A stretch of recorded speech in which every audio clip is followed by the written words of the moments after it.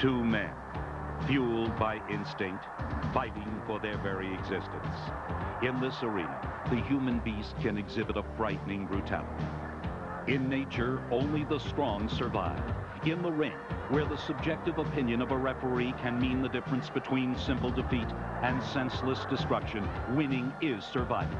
In this basic element, boxing is a brutal game. Intent on escaping the common labors of his Colorado home, Jack Dempsey toughened himself into a fighter, but after a long and somewhat undistinguished career, was anxious for more stimulating competition. Soon the opportunity arrived as Dempsey's manager Jack Kearns slickly maneuvered a title bout against heavyweight champion Jess Willard. The 40,000 spectators watched a man possessed as Dempsey came out and repeatedly decked the lumbering giant, whose only recent pugilistic performances had come as a featured attraction in Buffalo Bill's Wild West show. Though outweighed by nearly 60 pounds, Dempsey fought furiously, inspired perhaps by a reported $100,000 bet made by his manager that Willard would be knocked out in the first round. And so it appeared when the last of 7 knockdowns seemed to finish the champion. As the crowd roared, a slightly confused Dempsey walked to his corner, unable to hear the bell that had actually saved his opponent.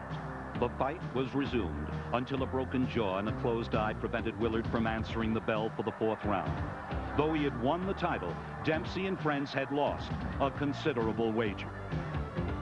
The betting for this British and Empire heavyweight title favored champion Henry Cooper, who could deliver a powerful wallop with either hand. In meeting rival Joe Erskine, Cooper heaped combination after combination on the defenseless Welshman, now past his prime.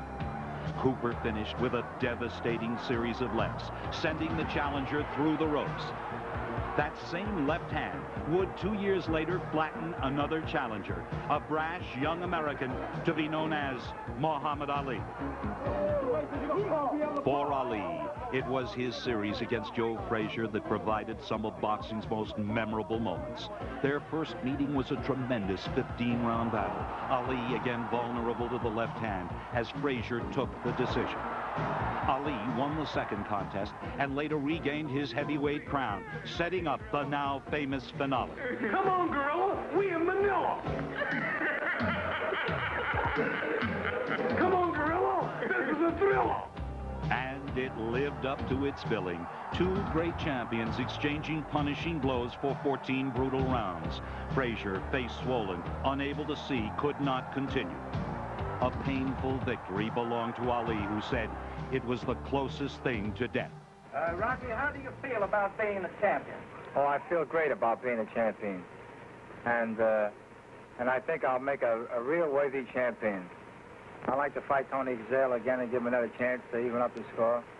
You know, 2 fights and then the last one make it 3, make sure he's a real champion. A year after taking away Tony Zale's middleweight title, Rocky Graziano put his championship on the line in their 3rd and final meeting. But Zale took control early. A smashing left floored Graziano for the 2nd time in the fight. But he gamely hung on to the ropes, determined to keep his crown. Zale, having set a furious pace, inflicted heavy damage. He moved confidently and with a punishing right to the body, set up a knockout punch that left Graziano unconscious. Tony Zale became the 2nd man ever to regain the middleweight title. When it came to titles, Alexis Arguello wanted more, to become the first boxer ever to hold 4 divisional crowns. And so he challenged Aaron Pryor for his junior welterweight championship. But this champion would not easily relinquish a title he had defended 6 times. There's a right hand by Pryor, and Arguello is hurt. The Nicaraguan challenger hit the mark, getting in one furious right hand. And Pryor is hurt. But it was too late, as Pryor cornered his opponent, unleashing a painful barrage of blows. Pryor going for the kill, trying to put him away. Arguello trying. For Arguello, the dream of another crown ended in a brutal fantasy. Hands at his side, it's over. Aaron Pryor has retained his junior welterweight championship. Arguello slips to the canvas. Thomas Hearns achieved the quest of winning 4 titles in 1987. But before that dream would come true, he had to face a terrifying vision: marvelous Marvin Hagler. A torrid pace was set from the opening bell, both warriors launching tremendous assaults.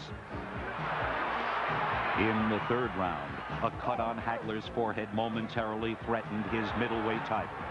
No, it's not bothering his sight. Let him go. Seconds later, Hagler exploded with a right hand, pushing Hearns deep into a semi-conscious nightmare. Thomas Hearns' hopes had been shattered by the stark reality of boxing.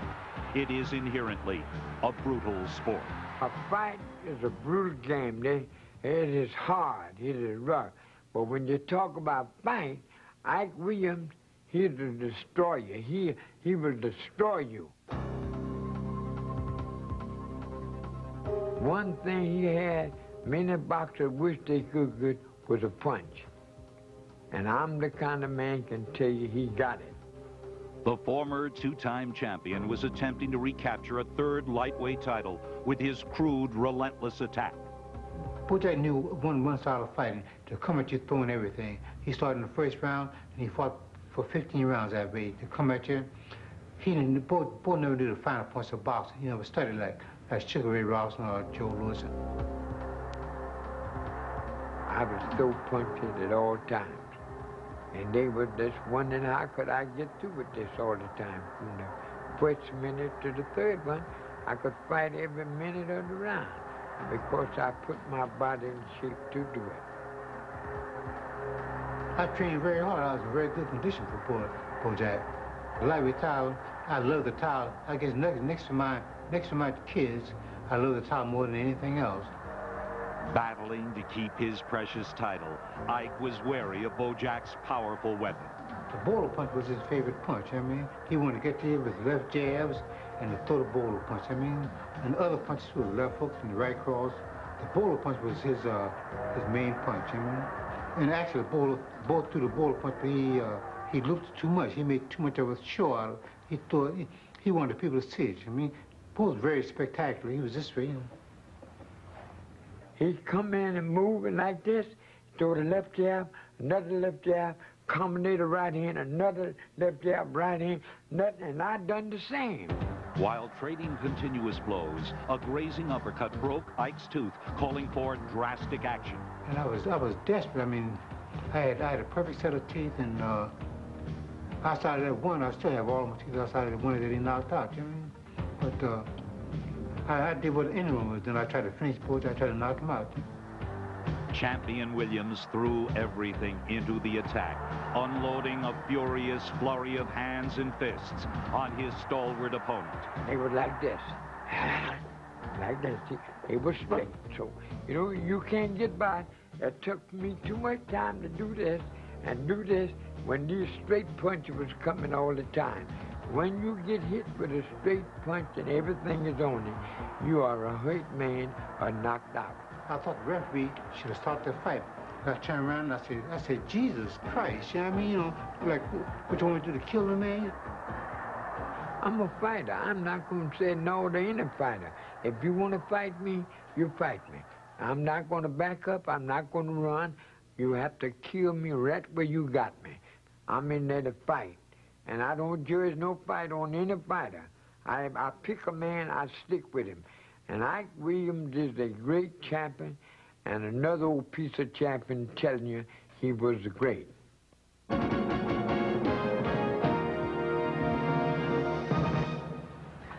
Well, Mike, I want to hug these guys. Hug them for what they were and what they are. Oh, man, money couldn't buy that, because you're looking at two great warriors in there who stand for every means of great fighters, great character, great courage, great intelligence, enthusiasm, the fighting spirit. And Bojack, by all means, is one of my favorite fighters, and by the fact is Cus' best fighter, because of the fact that Cus seen him at the top of his career, from the beginning to the end. And I can remember the story Cus always told me about. He was in Miami, and he saw Bojack shiny shoes in a hotel, and Bojack insisted that he'd get up on the chair and let him shine his shoes. And Cus by no means would ever let Bojack shine his shoes, because